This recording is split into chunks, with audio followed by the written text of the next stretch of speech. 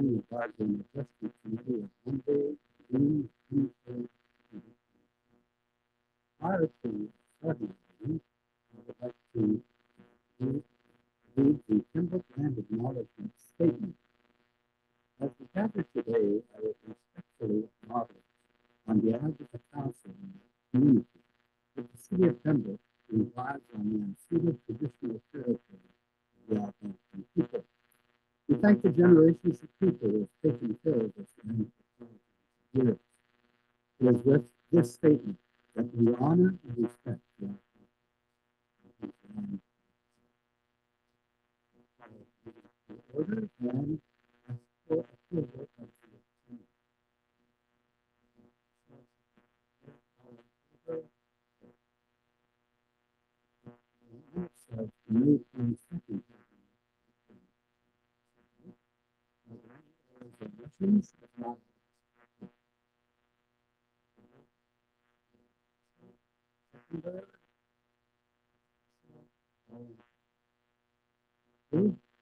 any disclosure of pecuniary interest for general. So none, will move on to new business. The first item is May 6, 2025, 440 Maple Avenue. Ruth,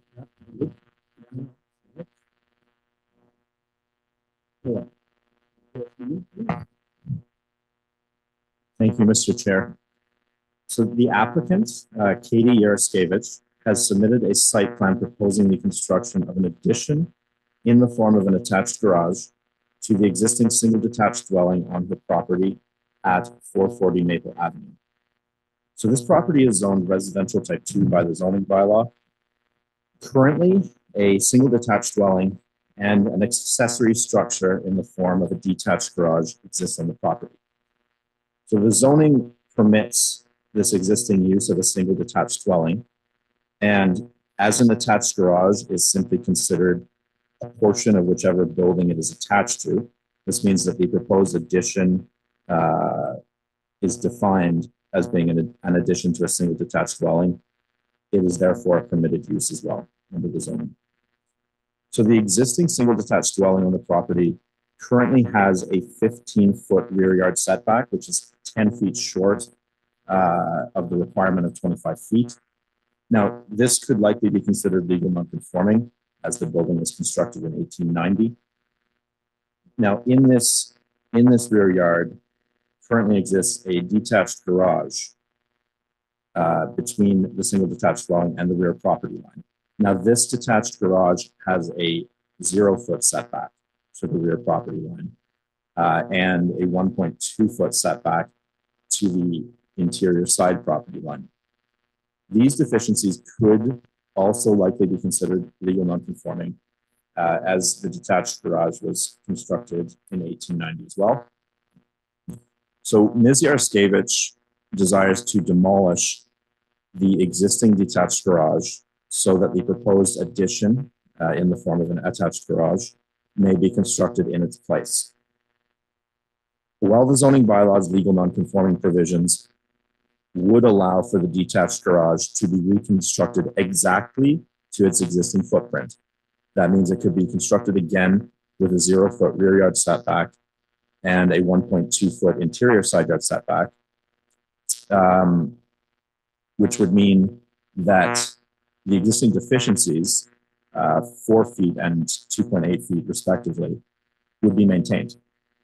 So instead, Ms. Yaroskevich wishes to use this space for the addition to the single detached dwelling. And the proposed setbacks for this addition will actually reduce the existing setback deficiencies. So the proposed attached garage, it would have a rear yard setback of 4 feet and an interior side yard setback of 4.5 feet. The 4.5 feet on the interior side yard exceeds the minimum interior side yard setback requirement for a single detached dwelling by 0.5 foot. But keep in mind that increases the current interior side yard setback by 3.3 feet. The proposed rear yard setback of 4 feet would increase the existing rear yard setback by 4 feet, as the current setback is 0 feet. However, as the proposed use would be part of a single detached dwelling, as opposed to an accessory structure, which the existing detached garage is considered. So in this case, the minimum rear yard setback requirement jumps from 4 feet, which is what it would be for a detached garage, to 25 feet, which is what it is for a single detached dwelling. This just means we need relief of 21 feet from the minimum rear yard setback requirement for a single detached dwelling. Now, this requested relief can be considered minor in nature, as it is a single item of relief, and as the proposed addition meets and or exceeds all other applicable zone provision requirements. The single item of relief itself can be viewed as being consistent with the character of the neighborhood, as this particular area of the city is older, with many existing older buildings that do not meet current setback requirements, and as it actually increases the existing setbacks in practice. It can be considered desirable within the neighborhood because the new addition would be replacing an old dilapidated detached garage. The intent of the zoning bylaw can be viewed as being met, as the proposed addition will continue to facilitate and improve the permitted residential use of the property, and the proposed rear yard setback of 4 feet would meet the current requirement for an accessory structure. The property is designated residential by Schedule A of the official plan. And regarding the provincial planning statement, the proposed addition will continue to support and improve the property's intended residential use and the current as well as the future owners' residential use of the property. So therefore, we believe it is in line with both the official plan 2016 and the provincial planning statement 2024. And as such, the planning department is recommending that the committee approve this minor variance application for 440 Maple Avenue. Thank you. John, were any submissions received regarding this application? No submissions or informational inquiries were received by the planning department, but we do have Katie Yaroskevich here tonight to represent her application.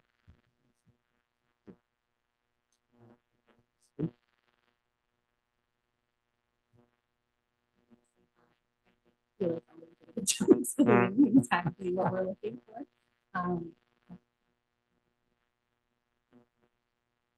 Any questions? Yeah. Just a simple question. I'm assuming you discussed your project. Yes, we have. So,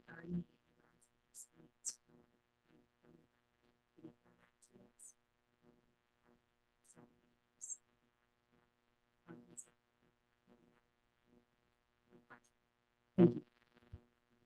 Any further questions? We have a motion, please. Good. All in favor? Thank you.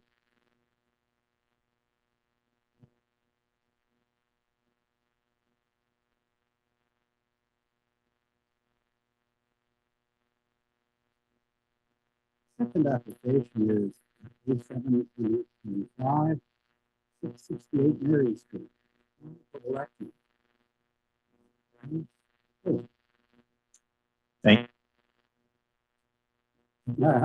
Thank you, Mr. Chair.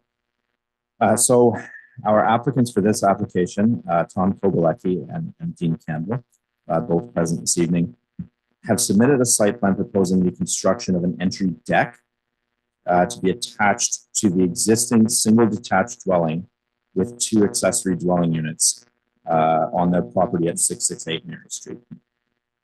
Their property is zoned residential type 2 by the zoning bylaw. A single detached dwelling has existed on this property since 1946. The zoning permits this use of single detached dwelling. And further, as I think you're all well aware, the zoning bylaw as amended by bylaw 2023-61 now permits up to 2 accessory dwelling units in a single detached dwelling, which Mr. Kobalecki and Mr. Campbell have created under a building permit. So The existing building itself has two setback deficiencies that could likely be considered legal non-conforming due to the age of the building, but we've included them in this application as housekeeping items of relief. That's firstly for front yard setback. It has a setback of 1.19 meters, which is short of 6.1 that's required, as well as minimum rear yard setback. This one is currently at 22.67 feet, just slightly short of the required 25.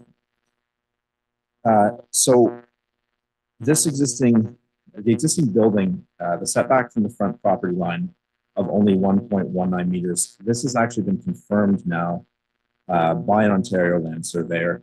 The results of this investigation have been submitted to the city as a part of this application. Now, while this measurement, again, could likely be considered legal non-conforming, now we have the entry deck coming into play. A deck did historically exist at this location, as you can see in the imaging attached in your agenda packages, but it was at a certain point removed and did not exist for a significant period of time. And therefore, we do believe that any claim that the deck could be reconstructed under the zoning bylaws, legal non-conforming provisions, we believe that has been lost at this point. The zoning bylaw has a section specifically for yard encroachments permitted, and this allows for a deck to encroach any amount into a required yard, provided that it be no closer than 4 feet to a lot line. So in this case, due to the placement of the existing single detached dwelling being so close to the property line, and with the width of the deck that Mr. Kovalecki and Mr. Campbell wish for, a 0-foot setback is being requested. And even further, should this relief be approved, an encroachment agreement with the city will be required, as the proposed deck, based on these survey results submitted, would encroach up to 2 feet onto the city-owned road allowance of Mary Street. So the requested relief can be viewed as being minor in nature, of a single item of relief, as well as because of the fact that previously, again, imaging attached in your agenda packages, an even larger deck historically existed at the proposed location without issue. The front property line along Mary Street is set relatively far back from the paved roadway, again, as you can see in the attached imaging, and the operations department has not noted any historical issues resulting from the previous deck. The operations department has also been we've been working closely with them in terms of this application.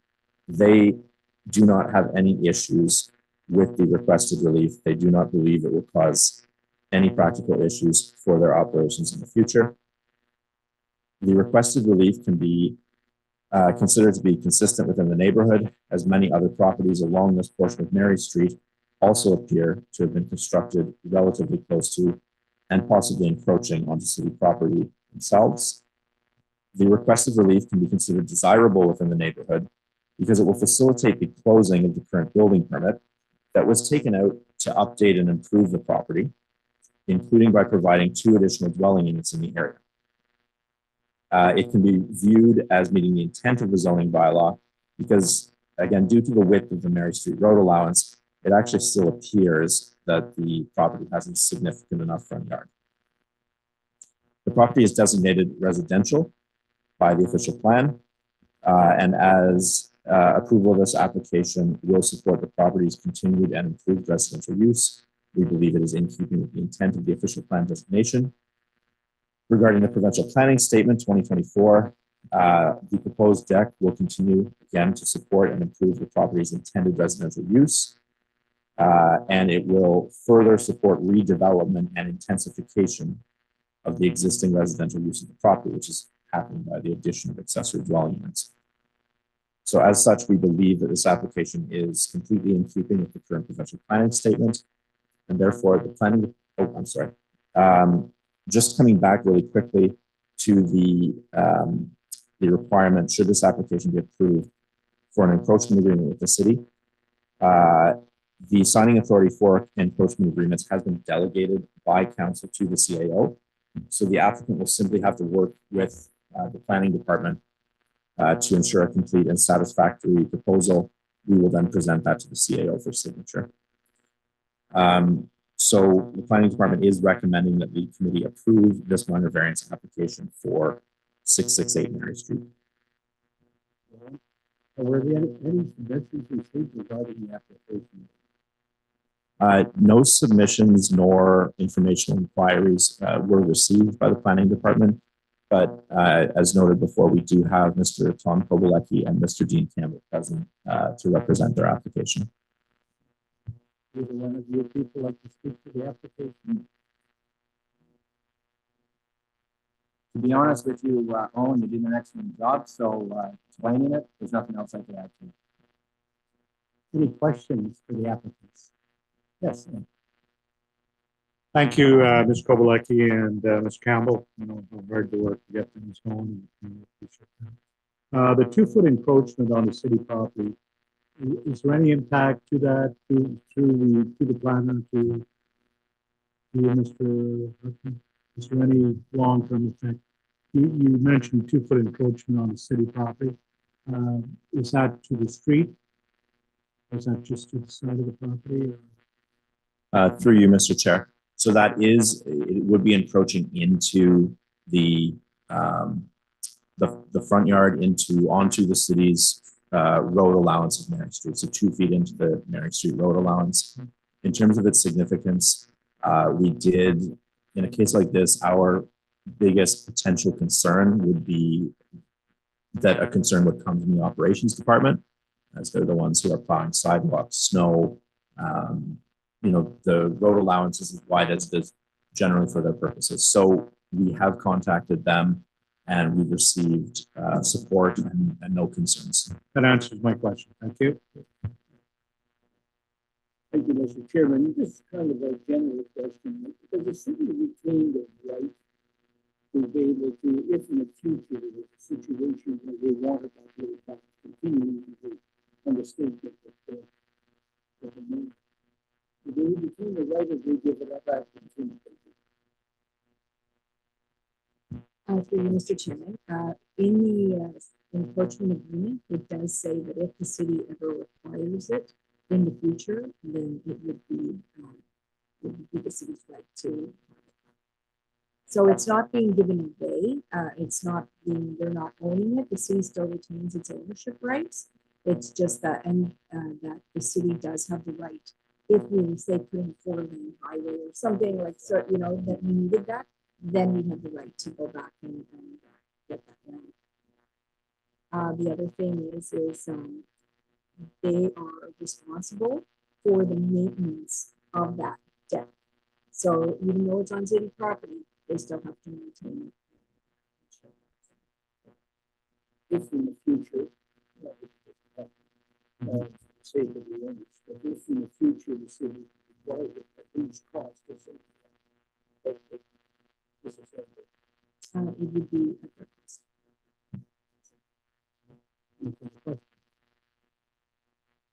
We have a motion. Now, for the questions, all in favor? Yes.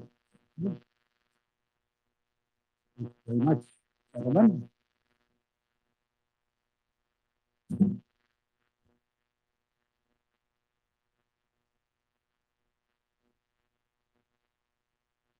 Okay, past decision. One. Thank you, Mr. Chair. So at our last meeting of May 26th, we heard 4 items. One of the items had several applications bundled together. The first one was a zoning bylaw amendment for 268 Mary Street for an art gallery / studio that moved with this committee's recommendation to a public meeting on June 3rd. Council did pass this amendment as bylaw on June 17th, and the final day of appeal for that bylaw is July 10th. After July 10th, that zoning will be final. Regarding the remaining applications for 250 Quarry Road, a consent to sever, as well as 623 and 619 McKay Street, consent to sever with 2 related minor variances. And finally, a minor variance for 15 Stewart Street. All of these applications have passed their applicable 20-day appeal periods. So the minor variances are considered final and the consents to sever provisionally granted. Next meeting, suggested date is Monday, July 21st, 2022. You fine? Yeah. I just have a couple questions. Oh, yeah. At the last meeting, you made a comment about the subdivision down at the end of Mary Street, the West End. What's going on there? And with new pavement, new sidewalks, I'm sure the city costs, I'm not sure. But there's a lot of work going on. I had asked if there was a plan of subdivision for that whole thing. We've been getting some little piecemeal subdivisions, and I'm just wondering, is there an overall plan or something? Through you, Mr. Chairman, there is no overall plan at this particular point. This is the one with the townhouses that have been built. Is this, yes, yeah. Steel Street, okay, yeah. So there is the development of 8 units, I believe. That is potentially on the I guess the west side of Steel Street. But at this point, we don't have any kind of finalized plan. And the reason I'd asked that is because I wondered if Mary Street was going to be pursued through that piece of property onto Forest Road. And I gather it's not going to happen. Well, at this point, we don't, there hasn't been any talk of that at all. No. See, that's the aspect that bothers me, is that we're not really sure what the streetscape's going to be in that area. Now, all of a sudden, we're spending a lot of money on upgrading the Stewart Street and the sidewalks there and so on. And it would be nice. I mean, we expect to find a subdivision everywhere else in the city. Through you, in that regard for Stewart Street, the upgrading of the paving and the sidewalk, that's been on the books for a long time. So that's not just because of this particular development that this is going ahead. The street itself needed to be repaved and a sidewalk there. Secondly, they are rental units at this point, like they're not going to be ever owned individually. These townhouses will never be owned individually because there's only one one service to each of the units, to each of the buildings, sorry. So at this point, I mean, I guess once we get moving, we'll see what happens, but at this point, it's not something. It's all on internal, like roads that are not going to be city roads. It's like private driveways. Another question is that if anyone has been driving down Paul Martin Drive in the last week or so, of course, there was a light put up there, there's been some construction going on Paul Martin Drive. And we just wondering, what is that nature of work that's going on in there, that's going on right now to accommodate something going on back there? Through you, Mr. Chair. So I believe the work you're referring to is it's for the city's new wastewater receiving center and water depot. Yeah. So it's the it's the wastewater septage receiving center. So it's just off of Woodcrest Drive, like, and so what that means is that contractors or the city will be able to go and dump, their septage, and it'll be a card lock system, I believe. So then they just swipe their card, and then the bill will be sent to them. So it's and it's all underground. There's supposed to be absolutely no smell associated with this. but it is a way for the city to increase its revenues through set pressure How does servicing. how does this particular building deal with that? I don't think there's any building. There's just a small little building for maybe the mechanics of it, but otherwise it's all underground. And Johnny, I have no idea what happens to it. They must pump it every so often. I'm not sure. I'm not sure. Yes, Ed. Mr. Chair, in regards to Romeo's question about the subdivision, plan of subdivision, I kind of, I'm sort of with you on that one. The Planning Act says that we're supposed to have a mix of housing, right?